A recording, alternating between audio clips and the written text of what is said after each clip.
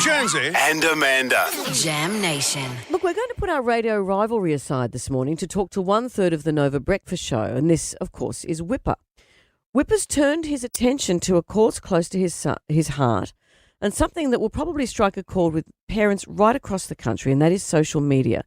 He's part of a campaign called 36 Months, and he's leading the charge to raise the age of social media use from 13 to 16. He's got a big road ahead of him. Wippa, hello. Thank you, guys, for putting the radio rivalry apart. I don't think I've been on the show since we sent in a naughty kid who stitched up you guys. We were in his ear feeding him all the lines he had to repeat when he met you two for work experience. So it's good to be back on the show. Well, you've been banned for some time. Yeah, but the ban has been lifted because I think this is an important thing, Whip. And I was watching you on ACA the other night, and you articulated it so well. And I think my kids are a lot older. Your kids are younger. But right now we're living in a time in history, I reckon in 30 years' time, people will say, oh, my God, I can't believe we let people get away with that or do that. It's almost like the automobile. I think with social media and the internet, we're going through the developments of what the automobile is. And I think what you're doing is a great thing. Well, tell us what you're doing.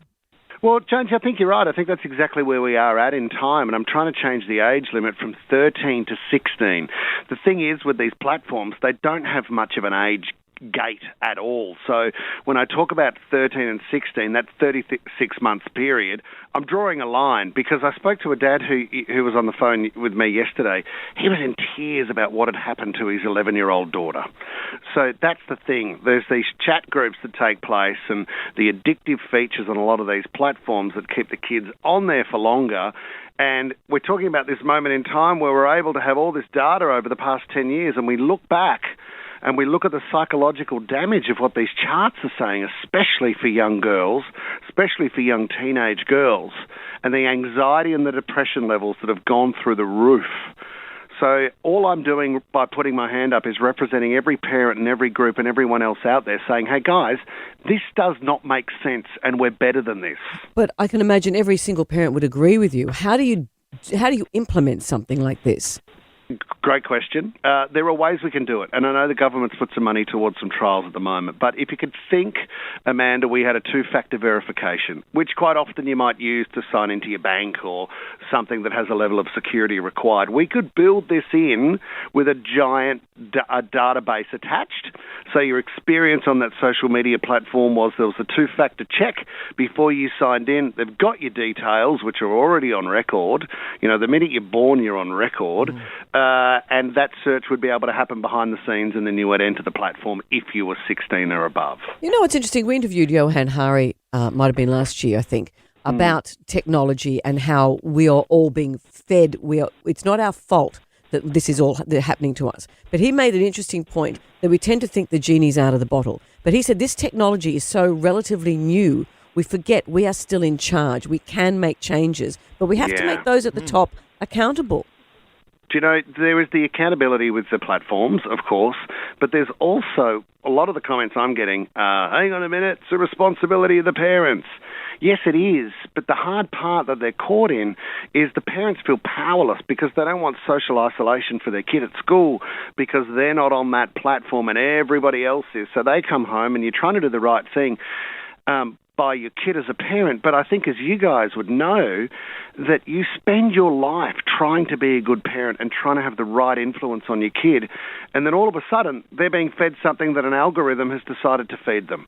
Now, whatever they may have looked at or whatever they may have been interested in has then triggered that algorithm to continue to serve them that. So if there's any issues within themselves or a lack of confidence, that algorithm will dig out that lack of confidence and continue to reinforce by serving them that content.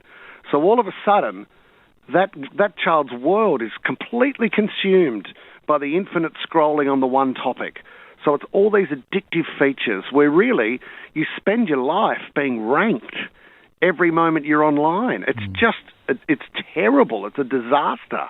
And it's like the automobile industry, you know, from seatbelts to drink driving laws to speed limits to banning high-powered cars back in the 70s, high-powered motorbikes. This is a thing. So this isn't something that we can just say, oh, it's a parent's problem. This goes right up to the top. And I think what we're doing, this is where change can actually happen, people talking about it. And the talk is one thing, but what can we do? Do we sign a petition? What do we do?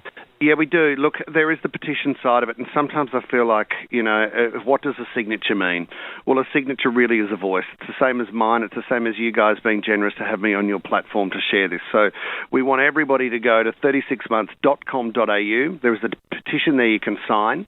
You can leave a message also. I mean, we have videos on there from teachers in particular who are saying there's so many teachers leaving the industry because they can't do their job anymore because majority of the time is taken up trying to put out social media fires between students. So this is kind of where it's got to. So you're now lacking. And do you know the sad thing is? Sometimes I think nothing gets done unless it's a commercial world.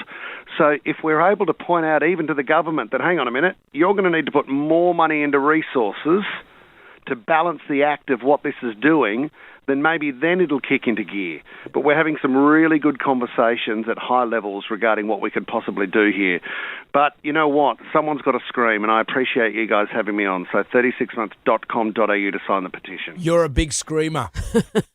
Thank you, mate, which was my nickname for a long time. And I took that mantle off you, didn't I, Jonesy? I blame social media for that. And the rivalry is back. We'll get back to Kate and Fitzy. Tell them we said hello. And to sign the 36-month petition, head to the website, 36months.com.au. Whip, thank you for joining us. I love you guys. Kiss, kiss. Lots of love. Bye.